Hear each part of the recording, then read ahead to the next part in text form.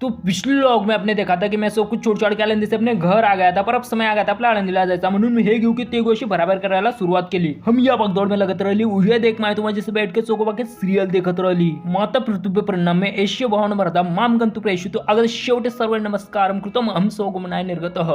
रावीरून पोहोचलो आपण पुण्याला. आता हे पुण्याचा मोसम गारगार झालाय. हा सगळा आनंद घेत घेत मी पुण्याच्या बस स्टँडवर पोहोचलो, पण आपल्यासोबत एक लोचा झाला. तो म्हणजे असा की माझ्याकडे सुट्टे पैसे नव्हते, म्हणून मी भाऊला 60 रुपये फोन पे केले आणि त्या भाऊने मला 50 रुपये वापस दिले. म्हणजे भाऊने जागीच 10 रुपयाचा लोचा केला. हे पहा, ह्या भाऊला विचारलं की आनंदीची बस कुठे राहते, तर तो म्हणे पीछे देखो पीछे पीछे तो देखो. अनेक काकताड्याक सुपरमॅन सारखे चढलं हो, म्हणून मी त्यांचा पाठलाग करत चालत्या बसमध्ये चढलो. हे पहा, हे आहे आपलं आनंदीचं तिकीट आणि याचा प्रवास करून आपण पोहोचलो आनंदीच्या बस स्टँडवर. आणि इकडे मेन चौकात आले की तुम्हाला चांगदेव न्हानोबारायना शरण आला अशी एक मूर्ती दिसेल. आता एवढं थकून भकून मी आला आणि पाहतो तर काय माझ्या रूमची चाबी रवी महाराज घेऊन गेलेत, म्हणून मी शेजारच्या महाराजांच्या रूम मध्ये थांबतो.